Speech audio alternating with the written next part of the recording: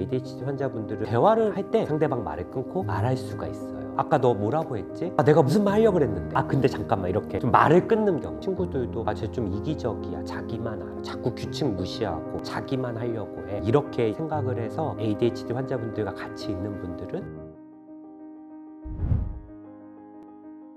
안녕하세요, 책가삼 구독자 여러분. 저는 오진승이라고 합니다. 정신과 의사로 근무하고 있고요. 닥터프렌즈라는 유튜브 채널 운영하고 있고, DF정신과 청담점에서 대표 원장으로 진료하고 있습니다. 일단 말을 하실 때 길게 말하세요. 본인이 충동 제어가 잘 안 되시기 때문에 장황하게 얘기하시는 부분들이 있거든요. 그래서 말이 많다, 말하기에 특징적인 부분이고, 자기가 하고 싶은 얘기를 해야 돼요. 내 말 차례를 기다리기보다는 상대방이 얘기하는데 내가 뭔가 말하고 싶은 주제가 갑자기 생각이 났다? 그러면 나도 모르게 상대방 말을 끊고 말하는 부분도 있고요. 그리고 또 상대방 말을 끊고 말하는 이유 중에 하나가, ADHD 환자분들은 이 작업 기억이라는 게 좀 떨어져 있어요. 작업 기억은 제가 쉽게 말씀드리면 순간 기억력이거든요. 머릿속에 어떤 기억력이 떠올라요. 이 얘기 이따 해야지. 저 같은 경우는 PD님 말씀 끝나고 기억하고 있다가 얘기를 해야 되는데, 이분들은 이게 금세 사라져요. 그러니까 이걸 오랫동안 겪으니까 내가 머릿속에 말하고 싶은 거를 까먹기 전에 빨리 말하고 싶다 보니까 상대방 말을 끊고 말할 수가 있어요. 그래서 이런 부분들, 말이 많고 말을 좀 끊을 수 있다는 거. 그리고 대화를 할 때 주의력이, 집중력이 좀 부족하기 때문에 대화가 좀 길어지면 초반 5분 10분은 잘 집중하고 재밌어 하다가 점점점 집중력이 좀 흐트러져요. 그래서 머릿속에 막 딴 생각도 하고, 그리고 카페에서 옆 테이블에 소리 나거나 누가 왔다 갔다 하면 거기에 쉽게 집중력이 좀 흐트러지기도 하거든요. 그러다 보니까 상대방의 대화의 흐름을 놓칠 수 있어요. 특히 1대1 대화에서는 괜찮은데 한 4, 5명, 여러 명이 모여 있을 때는 본인이 어디에 집중할지 몰라서, 그러면 내가 잠깐 한눈을 판 사이에, 딴 생각하는 사이에 대화가 막 이루어지니까 이미 이 대화 주제에 내가 참여하기가 어려워진 거예요. 무슨 얘기를 했는지 이 대화의 맥락을 모르니까 지루해지고, 그래서 다른 사람들이 봤을 때는 딴 생각하는 것 같고 대화에 흥미가 없는 것 같고, 이렇게 좀 보일 수가 있죠. 일단 첫 번째는 뭐라고 했지? 계속 물어보는 거예요. 아까 너 뭐라고 했지? 다시 한번 말씀해 주실 수 있으신가요? 이렇게 자꾸 반문하게 되는 거. 대화 흐름을 끊기기 때문에, 대화 집중력이 흐트러지기 때문에 제 질문을 하는 거. 그리고 두 번째는 내가 무슨 말 하려고 그랬는데, 본인이 작업 기억이 약하시기 때문에 내가 이 얘기 해야지 그 기억이 금방 휘발돼 버리거든요. 그래서 내가 무슨 말 하려고 그랬지? 무슨 말 하려고 그랬더라? 뭐더라? 이런 게 이제 두 번째로 많이 하시는 말일 것 같고요. 세 번째는 잠깐만 근데 잠깐만, 이렇게 좀 말을 끊는 경우. 나 할 말 있어. 근데 미안, 잠깐만. 이렇게 본인도 미안한 거 알면서도 이미 끊고 있어요. 이 세 가지가 ADHD 환자분들이 특히 상대방 대화할 때 많이 하는 말 중에 하나인 것 같아요.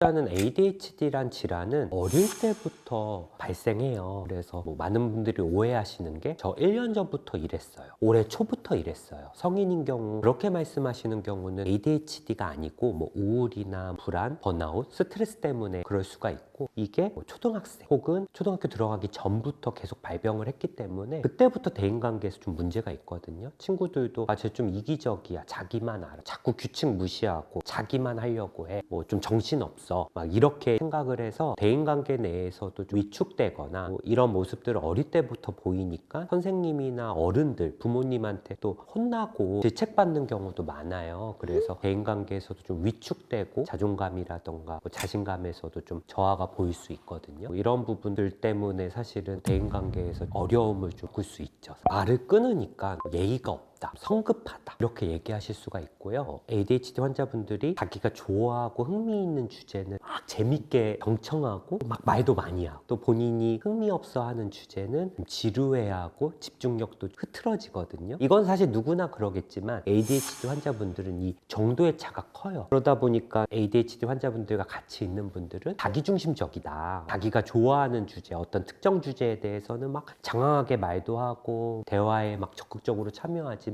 좋아하지 않는 주제나 이럴 때는 잘 듣는 것 같지도 않고 딴 생각하고 주변 두리번거리고 지루해 보이고, 그리고 또 ADHD 환자분들이 과잉 행동도 있거든요. 어릴 때 산만함이 성인에서는 막 그렇게 두드러지지는 않지만, 몸을 비비 꼰다거나 손가락을 꼼지락거린다거나 가만히 앉아있는 걸 좀 조미쑤셔 하시고, 이런 부분들이 있기 때문에 대화에서 그런 모습들을 보면 얘는 좀 지루하구나, 흥미가 없구나, 예의가 없구나, 이렇게 좀 오해하실 수가 있죠.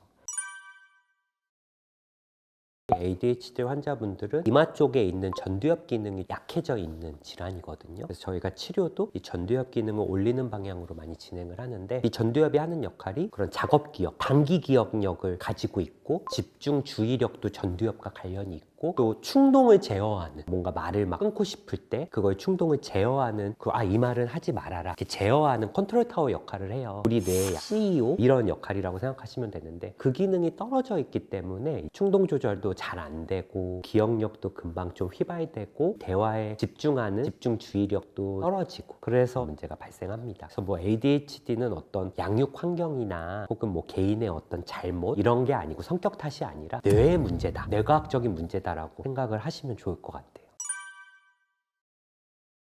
특히 성인 ADHD 환자분들은 집중력이 떨어져요. 이게 ADHD의 증상이구나 생각하시는데 맞거든요. 근데 저는 조금 더 정확하게 말씀을 드리면, 집중을 못하는 병이라기보다는 집중력을 잘 조절하지 못하는 병이라고 말씀드리고 싶어요. 그래서 가끔 환자분들이 오셔서, 선생님 저는 게임하거나 제가 좋아하는 일 할 때는 정말 오히려 집중 잘하는데, 하기 싫은 일, 공부, 일할 때는 집중이 안 돼요. 그러니까 저는 좋아하는 일 할 때는 집중이 잘 되니까 ADHD가 아니지 않아요? 이렇게 말씀을 하시는데, 사실 이런 분들도 ADHD 가능성이 높거든요. ADHD의 특징은, 내가 좋아하고 흥미로운 일은 오히려 과몰입해요. 그래서 막 시간 가는 줄 모르고, 딱 오늘 2시간만 해야 되는데 3시간, 4시간 밤을 샌다거나 하시고, 하기 싫은 일은 집중력이 현저히 떨어지는 거. 그래서 그게 좀 들쭉날쭉한 병이 오히려 많거든요. 그래서 컨디션 좋을 때는 집중력이 100이고 컨디션이 나쁠 때는 0이고, 그래서 왔다 갔다 하는 이런 퍼포먼스에서 좀 기복을 보일 수 있는 게 좀 특징이고, 집중력이 그렇게 조절이 좀 잘 안 되다 보니까 하기 싫은 업무나 특히 반복적인 업무 이런 데서 잦은 실수가 발생해서 뭐 상사한테 혼난다거나, 강의를 듣거나 대화를 할 때도 집중력이 부족해서 교수님이나 선생님, 가족들이나 친구들이 한 얘기를 기억 못하고 한 귀로 듣고 한 귀로 흘려보낸다거나, 이런 문제들이 발생할 수 있고요. 실행기능이란 단어가 낯선 분들도 있을 거예요. 실행기능은 목표지향적인 활동을 계획하고 실행하는 능력이라고 생각하시면 좀 쉬울 것 같아요. 예를 들어 공부를 해야겠다, 운동을 해야겠다, 이런 목표를 세우고 그 목표를 계획하고,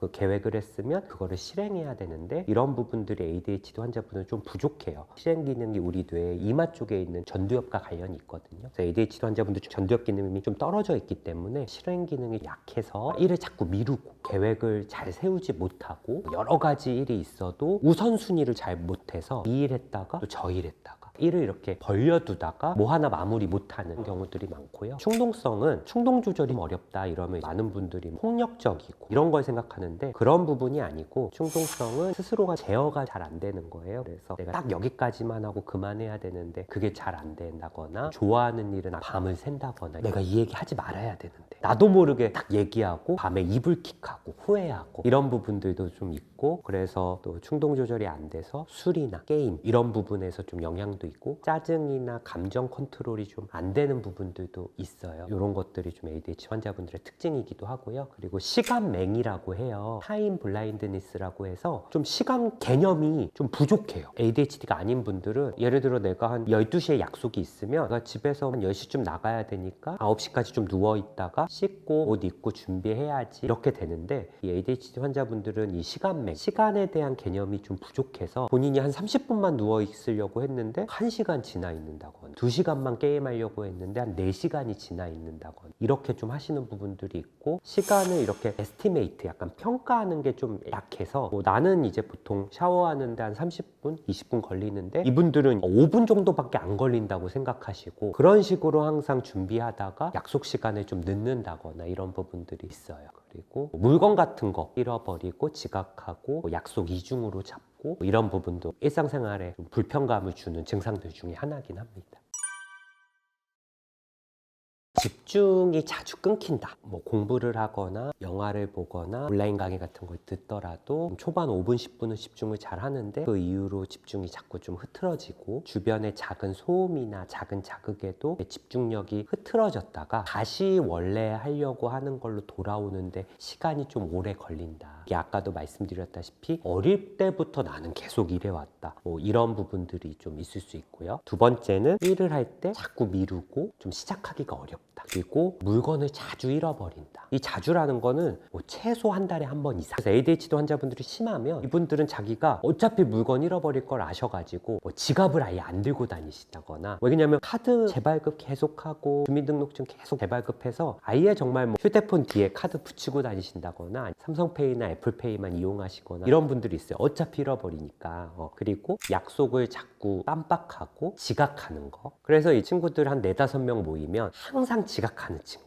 어릴 때부터 항상 지각하는 친구, 진생이 오늘 또 늦었구나, 또 늦는구나, 이런 경우가 이제 ADHD 특징일 수 있고, 가만히 있어야 되는데 그러지 못하고 좀 안절부절 못하고 회사에서도 좀이 쑤시는 거. 그래서 ADHD 환자분들이 본인도 모르게 돌아다니고 있어요. 그래서 주변에서 이런 얘기 어릴 때부터 많이 들으셨던 분들이, 야 너 왜 이렇게 정신없이 돌아다녀, 좀 가만히 있어, 이런 얘기를 진짜 어릴 때부터 많이 들었다. 마지막으로는 대화 중에 이제 자꾸 말을 끊고 내 말만 좀 많이 하는 거. 이 6가지 중에 4가지 이상이 좀 어릴 때부터 있었다. 그렇다면 한 번쯤은 ADHD를 좀 의심해 보시고, 이게 생활에 너무 많은 불편을 주고 고통을 받고 계시다면 병원에 한번 가보시는 거 추천드립니다.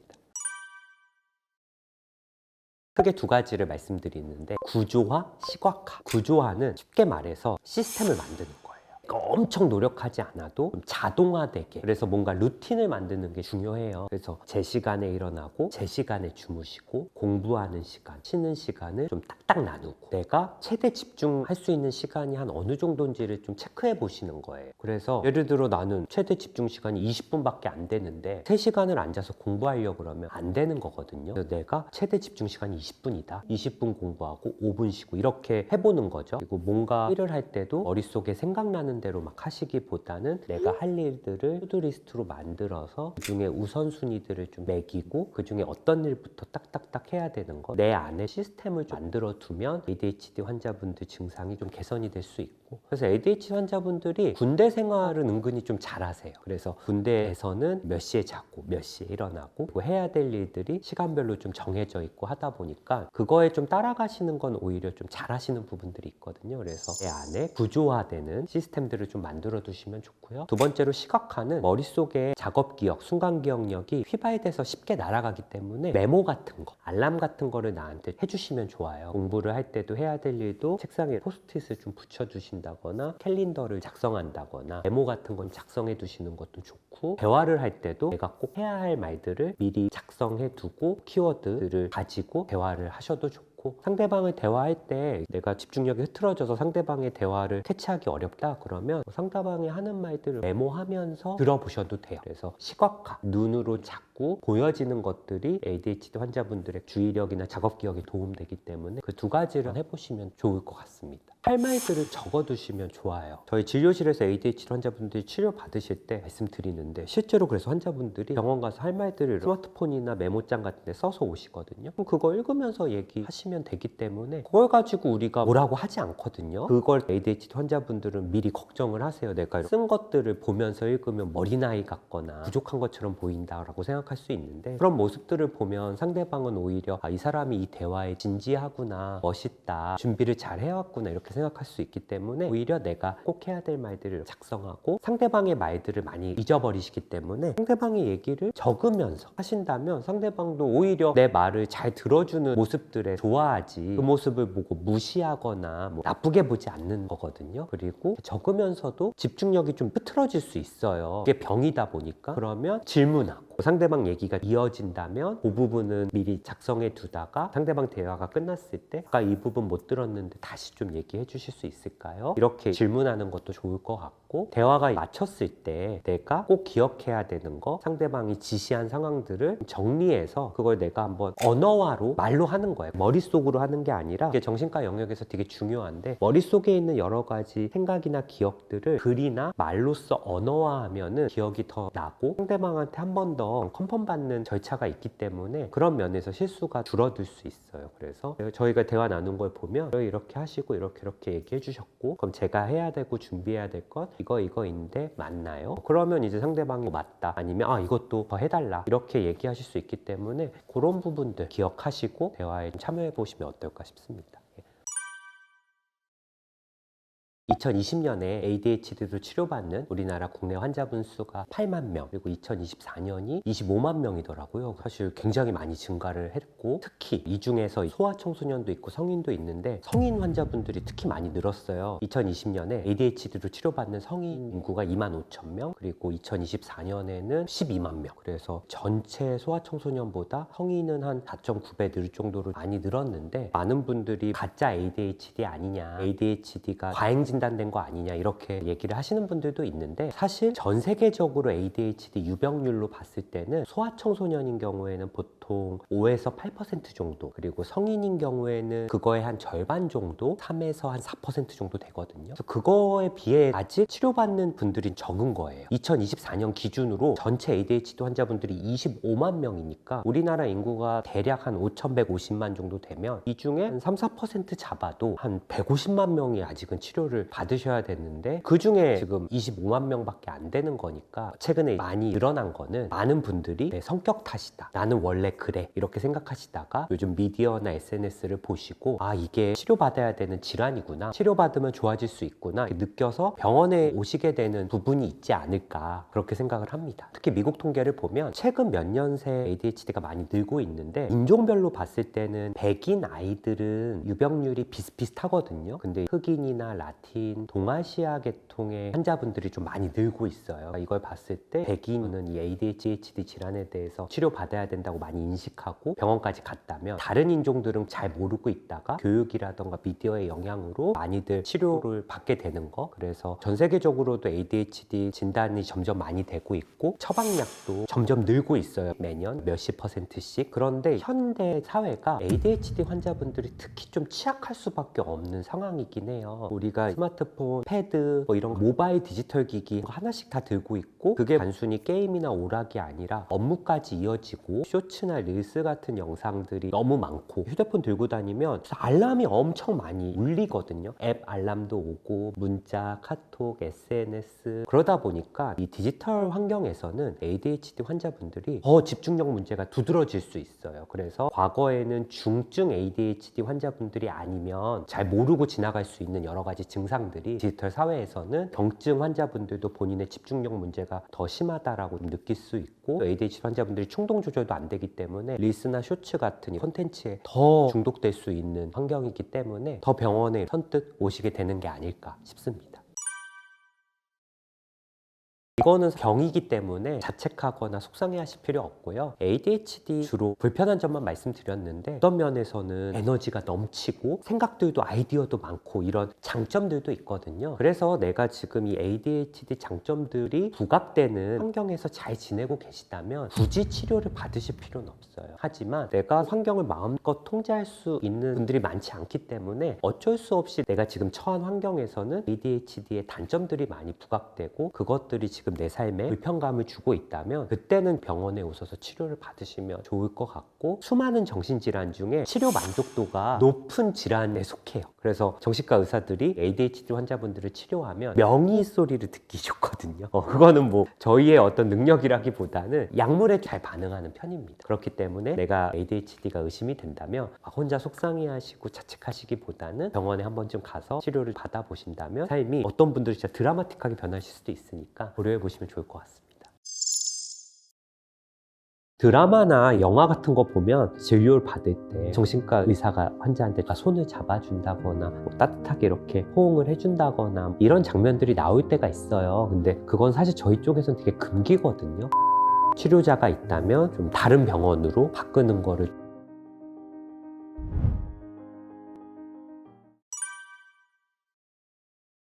드라마나 영화 같은 거 보면 상담사나 혹은 정신과 의사랑 진료를 받을 때 뭐 의사가 손을 잡아준다거나 뭐 따뜻하게 이렇게 호응을 해준다거나 뭐 이런 장면들이 나올 때가 있어요. 근데 그건 사실 저희 쪽에서는 되게 금기거든요. 정신과 의사는 내과나 정형외과 의사처럼 뭐 신체 촉진을 하거나 그러는 게 아니기 때문에 원칙적으로는 신체 접촉을 잘 하지 않습니다. 왜냐하면 그런 신체 접촉이 환자분들이 좀 되게 취약해진 상황에서는 나한테 관심이 있으신 건 아닐까? 이렇게 오해할 수 있고요. 의사가 환자한테 품는 어떤 역전이의 감정도 없다가 내가 위로를 하거나 손을 잡아주면서 나도 모르게 생길 수 있거든요. 그런 부분들을 애초에 원천 차단하는 거죠. 진료실 밖에서 만나지 않고 진료실 안에서 신체 접촉을 하지 않으면 그런 문제 자체가 발생할 일이 없기 때문에 나는 뭐 그런 거에 흔들리지 않을 자신 있어, 이렇게 막 자만하기보다는 처음부터 그런 부분들을 저희가 거리를 두는 느낌이라고 생각하시면 될 것 같아요. 이제 환자분들이 많이 우시면 정신과는 꼭 책상에 휴지통이 있거든요. 휴지 쓰세요. 손짓을 하는 경우가 있고, 가끔 이제 손을 뽑아주시는 선생님도 일부 있는데 뽑아서 전달을 해드리는 거지 닦아주는 건 아니거든요. 그래서 이게 이제 대부분 정신과 의사분들이 항상 좀 조심하려고 하는 부분들이에요. 자꾸 당신은 특별한 환자다,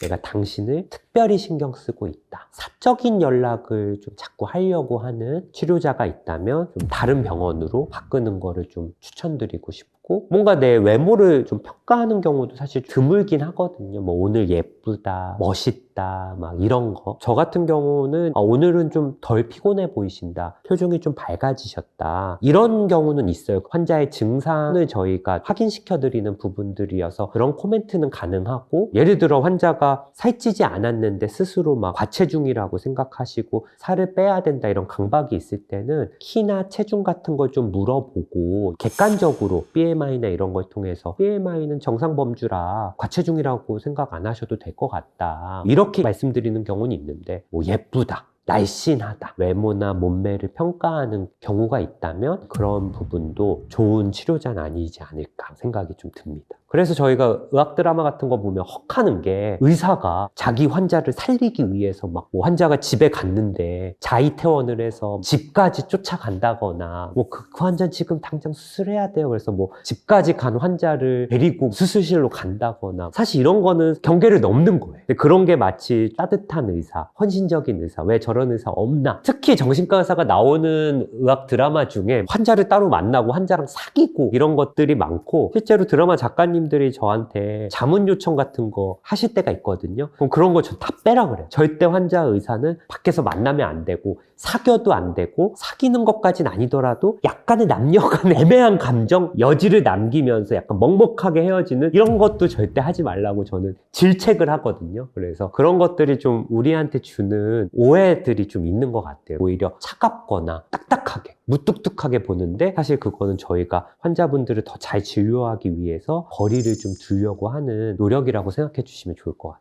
환자분들이 사실 선생님이 저 퇴사할까요? 이직할까요? 저 편입할까요? 이런 문제부터 이혼을 해야 되냐, 헤어져야 되냐, 다시 재결합해야 되냐, 뭐 파혼해야 되냐, 이런 인생의 대소사를 많이 물어보세요. 왜냐하면 정신질환이 있고 정신적으로 힘든 상태에서는 본인이 원래 가지고 있는 판단력이 많이 떨어지기도 하고, 그래서 내가 내 얘기를 정말 원 없이 털어놓은 이 사람한테 그 정답을 좀 구하고 싶고 의견을 좀 구하고 싶거든요. 저희는 그런 환자분들의 인생 중대사를 결정해 줄 수는 없고, 그 부분은 환자분이 결정하셔야 되고, 하지만 좋은 컨디션일 때 좋은 결정들이 나오니까 그 컨디션을 올리는 데 있어서는 저희가 좀 도움을 드리겠다. 그리고 결정은 못 해드리지만 A를 선택할 때 B 선택했을 때 환자분들이 고민하는 부분, 감정들, 이런 것들을 이제 저희가 끄집어내고 들어드리면서 진료실 안에서 환자분들이 스스로 결정하고 생각하게끔 하는 역할을 하거든요. 근데 이게 중립적이라는 게 뭐냐면, 사실 저희 정신과 의사들도 다 가치관이라는 게 있기 때문에 나였으면 혹은 내 친구나 가족이었으면 이렇게 해, 야 이건 별로야, 분명히 그 얘기를 했을 거예요. 하지만 환자지 친구나 가족이 아니기 때문에 제 가치관이, 제가 중요하게 생각하는 거 혹은 싫어하는 부분들이 환자의 인생에 영향을 끼치지 않기 때문에 그런 가치관들을 가급적이면 드러내지 않으려고 하죠. 내 종교라던가 내 정치 성향이라던가 이런 것들을 드러내면 환자분들이 제 앞에서 자기의 생각을 얘기하기가 어려울 수 있거든요. 왜 그러냐면 저 선생님 종교는 좀 싫어하는 것 같아. 그럼 나는 사실 종교를 통해서 많이 힘을 얻고 있는데 이 얘기하면 좀 안 좋게 보지 않을까? 이걸 혼자서 생각하고 말 안 하실 수 있기 때문에 저희가 생각하는 어떤 가치관들을 가급적이면 드러내지 않고 말씀을 드리려고 하는 부분들이 있어요. 환자분들이 나를 진료하는 의사에게 과하게 의존할 수 있거든요. 저희 용어로 전이라고 해요. 그래서 환자들이 치료자한테 본인이 과거에 맺었던 어떤 중요 인물들과의 관계를 의사와 환자의 관계에서 투영하면서 어릴 때 돌아가신 아버지라던가 뭐 전에 헤어진 여자친구라던가 나를 따뜻하게 돌봐주셨던 뭐 할머니나 이런 모습으로 나도 모르게 그리면서 의존할 때도 있고 혹은 불편하게 느낄 수도 있고 해요. 그런 것처럼 마찬가지로 치료자도 반대로 역전이라는 게 발생을 하는데 그런 관계 속에서 이 치료자도 환자를 어떤 경우에는 긍정적인 역전이가 발생해서 과하게 잘해주고 진료 시간이 막 길어진다거나 혹은 어떤 경우에는 좀 불편해지고 의사가 환자한테 좀 쌀쌀맞게 대한다거나 그래서 환자들의 치료 전이는 되게 자연스러운 건데 치료에 방해가 될 수 있기 때문에 저희는 항상 그런 역전이를 경계해야 될 필요가 있거든요. 왜냐하면 치료자야 환자의 선을 나도 모르게 넘을 수 있고 그러면 정신적으로 취약한 환자분들에게 피해가 갈 수 있기 때문에 진료실 내의 관계를 진료실 밖으로 이어지지 않게 하는 게 특히 정신과 의사들 사이에서 의료 윤리로 굉장히 중요해요. 집이나 회사 사실 가까운 데 가는 게 좋거든요. 집 앞에 헬스장도 잘 안 가는데 막 병원이 멀고 왔다 갔다 하는데 3-4시간 걸리면 한 번 가고 또 두 번째, 세 번째 가려면 좀 쉽진 않아요. 그리고 한 병원에서 좀 오랫동안 약물 치료를 받았는데 호전이 없는 경우가 있거든요. 저희는 그런 걸 치료 저항성이란 표현을 써요. 그거는 뭐 환자의 잘못도 아니고 의사의 잘못도 아니에요. 소위 말해서 약발이 잘 안 받는 분들도 계시는 거예요. 그럼 이제 그런 분들이 저희 병원에 오시면 차트를 보면 약이 굉장히 많이 바뀌었고 쓸 수 있는 약들은 다 썼어요. 그래서 환자분들이 오해하시는 게 병원이 바뀌면 약도 엄청 바뀔 거라고 생각하시는데 요즘과 같이 표준화된 이 의료 시스템에서는 병원마다 쓰는 약들은 거의 동일하거든요. 그래서 내가 약물 치료를 받았음에도 효과가 부족하다. 그런 경우에는 약물 치료가 아닌 다양한 치료들이 있어요. 정신분석 치료도 있고 부부 간에 문제가 있다면 부부치료, 커플치료도 있고 혹은 부정적인 인지를 고쳐서 치료해주는 인지행동치료 이거는 일종의 말로 하는 상담치료라고 생각하시면 되고 그리고 뭐 TMS, 자기장으로 치료하거나 코에 뿌리는 우울증 치료제인 에스케타민 혹은 대학병원에서 입원해서 시행하는 ECT 전기치료 내가 약물 치료에 효과가 없다면 방금 말씀드린 다른 치료 옵션들을 활용하고 있는 병원들을 알아보셔서 가보시는 게 좋다. 왜냐하면 그게 없이 A병원에서 B병원으로 가면 A병원에서 1년 동안 약물치료 하다가 효과가 없는데 B병원에서 어차피 또 약물치료를 간다면 아주 큰 변화를 기대하기는 어렵거든요. 그럴 때는 다른 치료 옵션들을 이용하고 있는 병원들을 이용해 보시는 거 그 정도면 될 것 같긴 합니다. 정신과는 병원마다 좀 다르겠지만 그래도 보통은 이제 서울권에 있는 대부분의 정신과는 처음 오는 환자, 초진 환자분들은 최소한 30분 이상을 면담을 해요. 눈에 보이는 질환 그리고 여기가 아파요, 콧물이 나요 이런 말들은 좀 쉽게 할 수 있지만 내가 우울이 있다, 내 감정을 또 표현해야 되고 또 환자분들이 과거에 어땠는지 이런 과거력도 말씀해 주셔야 되기 때문에 이 초진, 처음 진료할 때는 좀 시간이 걸리거든요. 그래서 대부분의 정신과는 특히 처음 오는 환자분들은 예약을 받습니다. 그리고 한번 오셨을 때 정확하게 진단과 평가를 하기 위해서 처음 오시는 분들은 특히 예약제로 운영되고 있다. 이게 좀 다른 병원과는 다른 점일 것 같고요. 그리고 오시면 이 척도 검사라는 걸 해요. 그래서 우울증 점수, 불안증 점수, 뭐 ADHD, 자가 검사 이런 검사들을 하면서 환자분들의 우울 점수가 경증인지 심한지 뭐 이런 것들, 스트레스 수치가 어떤지 이런 것들을 보는 검사들을 하고 일부 병원은 또 스트레스 검사나 뇌파 검사들을 통해서 객관적인 도구로 그거를 도와드려요. 그럼 환자분들이 조금 더 자기 얘기를 털어놓기 쉽기 때문에 그래서 이제 그런 것들을 하고 진료실에 들어오셔서 불편하신 원인 뭐 때문에 오셨는지 여쭤봅니다. 저희는 그걸 CC, 치프 컴플레인, 주호소 증상이라고 하는데 잠이 안 와요, 우울해요, 집중이 잘 안 돼요, 번아웃이에요 무기력해요. 이런 얘기들을 하시고 처음부터 쭉 말씀하시는 분들도 있는데 아무래도 정신과에 처음 오고 낯선 사람 앞에서 처음 보는 사람 앞에서 내 얘기를 털어놓는다는 게 좀 어렵고 또 그 얘기가 가족이나 친구한테도 못하는 얘기들이 많기 때문에 좀 주저하시는데 그래도 저희가 그런 역할을 하는 사람들이기 때문에 중간중간 좀 질문도 던지고 환자분들이 이야기하기 쉽게 분위기도 만들어 드려요.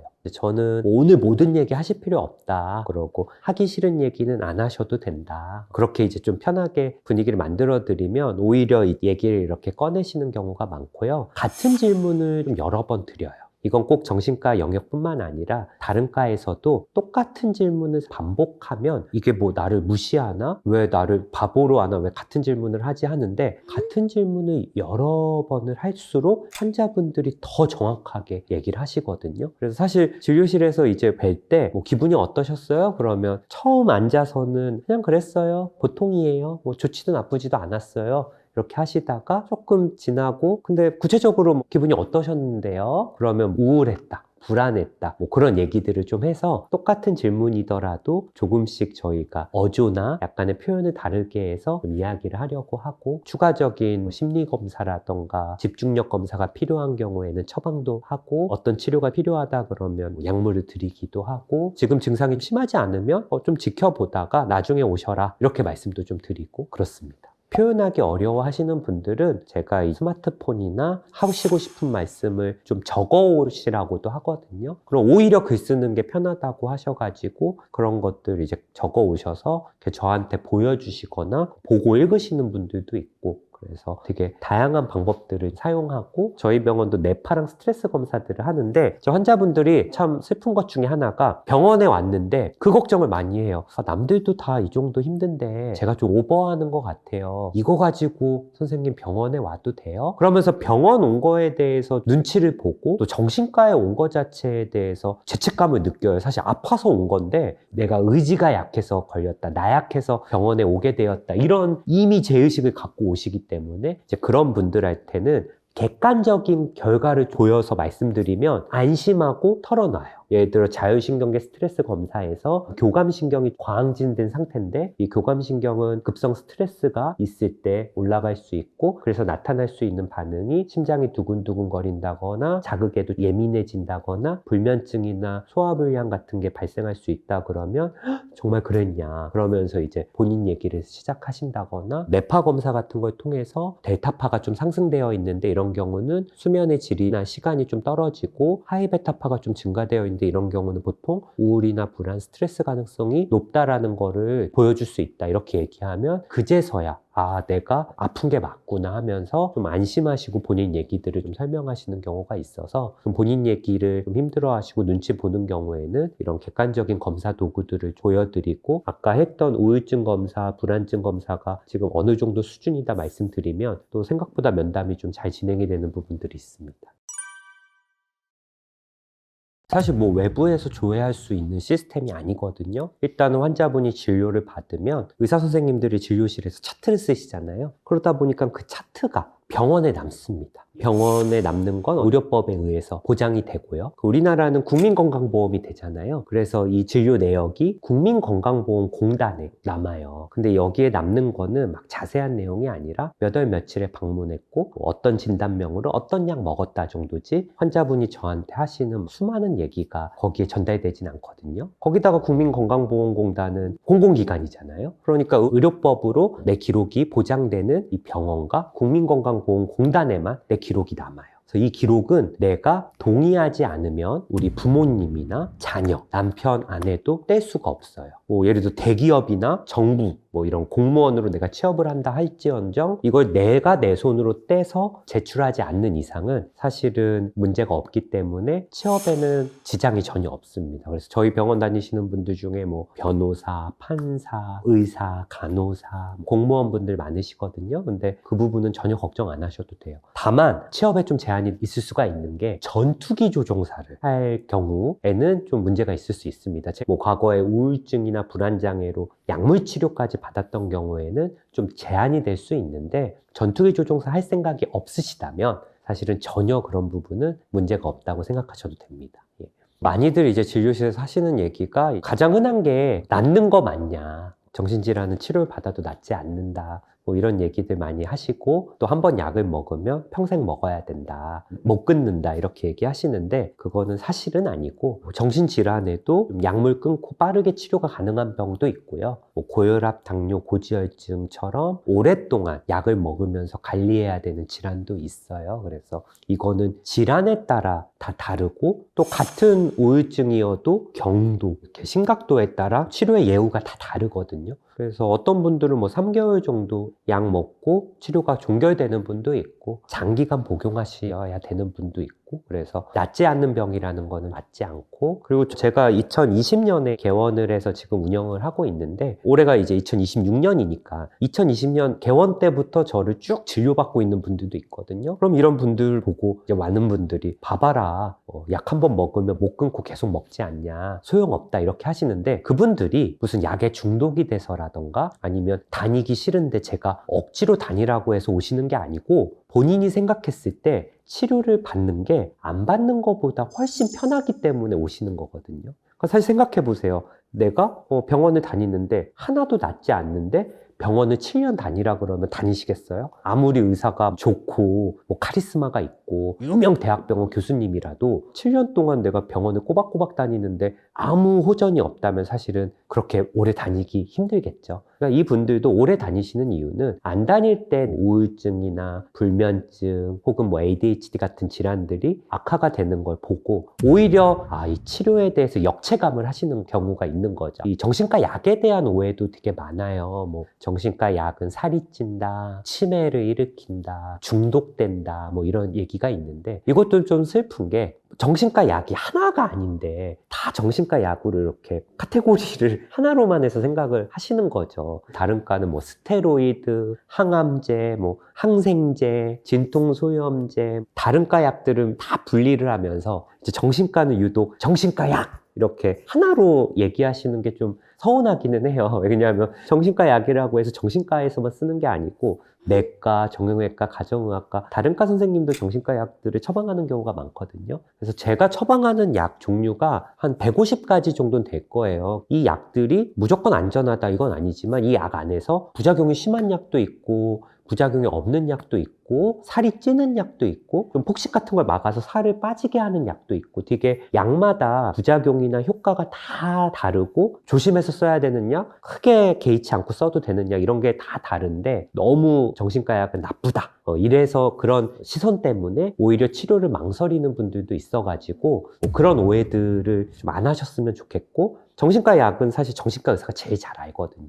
간혹 이 약들을 또 다른 병원에서 받으면 좀 다를 거라고 생각하시지만 오히려 그러면 그 약을 잘 모르는 분들한테 처방을 받을 수 있기 때문에 저는 정신질환은 정신과에서 정신과 약을 드실 거면 정신과 의사한테 처방을 받으시는 게 우려하는 부분들을 제일 좀 줄일 수 있다. 이렇게 좀 정리하고 싶습니다. 근데 유독 정신과는 환자분들이 한 번 오셔서 좀 상처를 받거나 혹은 의사나 직원이 별로였으면 다른 병원을 가려고 하시기보단 그냥 안 가요. 이게 좀 안타까워요. 왜냐하면 동네 이비인후과에 갔는데 거기 너무 대기가 길었어. 아니면 이비인후과 의사가 뭐 불친절해. 그러면 사실은 우리가 평생 이비인후과 안 가야지 이렇게 생각하시기보단 다른 이비인후과에 가는데 유독 정신과 영역에서는 한 번 좀 불편하시면 그 다음에 안 가는 게 좀 안타까워요. 우리나라 정신과가 한두 개가 아니고 정말 많고 의료 접근성이 우리나라만큼 좋은 곳이 없으니까 한 번 가보고 안 맞으면 다른 데 가보셔라 이렇게 말씀드리고 싶고 저희 병원에 일주일에 한두 분씩은 해외 환자가 와요. 해외에서 오시는 이유가 제가 무슨 유튜브를 하고 명의여서 소문난 게 아니라 처음에는 그런 줄 알았거든요. 와, 이게 뭐 독일에서 오시고 뭐 시카고, 시애틀에서도 오고 뭐 두바이에서도 오고 막 그래서 이거 내가 좀 잘하나? 그랬는데 또 제가 어떻게 또 멀리서까지 오셨어요? 하면 거기보다 한국이 예약이 빨리 된대요. 저희 병원이. 그러니까 일단 예약 잡는 거는 전문의를 빠르게 볼 수 있는 거는 우리나라만 한 곳이 없어요. 그리고 진료비 자체도 뭐 미국과 비교했을 때는 현저히 적고 유럽은 거의 무상진료지만 정신과 전문의를 보는데 최소 1, 2년이에요. 그러니까 이렇게 접근성이 좋은 나라기 때문에 건강보험료를 내고 계시니까 누리셨으면 좋겠다. 외국은 내가 병원을 선택하고 여러 의사를 만난다는 건 정신과 영역에서는 특히 어렵거든요. 그냥 2년 기다리고 최소 6개월 기다리고 보는 사람을 그냥 보는 거지. 근데 우리나라는 그건 아니니까. 이 정도 되면 간다. 이 정도면 가면 좀 의사들이 이상하게 볼 것 같다. 이렇게 생각하실 게 아니라 그 기준을 나한테 두고 내가 힘들면 우울감이나 불안이나 수면, 집중력 문제로 지금 생활에 불편하면 병원에 저는 가시라고 말씀을 좀 드리고 싶고 그래서 기준을 나한테 잡아라. 타인과 비교해서 남들은 이럴 때 병원에 가나? 그게 하나도 중요하지 않고 오히려 과거의 나와 지금의 나를 비교하면서 병원에 가시면 좋을 것 같아요. 작년만 해도 내가 한 6, 7시간 자고 뭐 열심히 일하고 공부하는데 지장이 없었는데 뭐 요즘은 점점 잠이 한 8시간, 10시간 많아지더라. 작년과 비교했을 때 뭐 눈물이 많아졌다, 불안감을 느꼈다, 쉽게 지친다, 내가 고통스럽고 생활에 지장이 있으면 그때 병원에 가셔라. 이렇게 말씀을 좀 드리고 싶습니다. 우리나라 사회적인 분위기상 쉽게 병원을 못 가고 주저하고 계시는 분들이 있을 거라는 거 저도 잘 알아요. 아무리 제가 오셔라, 편하게 오셔라 해도 지금도 못 오시는 분들 많겠죠? 근데 혼자서 뭐 이것저것 노력해보세요. 그래서 좋아진다면 당연히 병원에 올 필요 없지만 만약에 내가 여러 가지 노력도 하고 고민도 했는데 쉽게 나아지지 않는다 그러면 그럴 때는 꼭 병원에 방문하셨으면 좋겠다. 그 말씀을 좀 드리고 싶고 지금 힘드신 게 100이다. 그러면 치료를 받는다고 해서 그 100이 다 사라진다. 그건 절대 아니에요. 그렇지만 확실한 건 잘 치료만 받으시고 좋은 치료자 만나면 힘드신 100에 50은 무조건 좋아지거든요. 힘든 증상 중에 절반은 사라지게끔 해줄 수 있다고 들으신다면 아마 오실 것 같아요. 그런 면에서 저희를 좀 이용하셨으면 좋겠어요.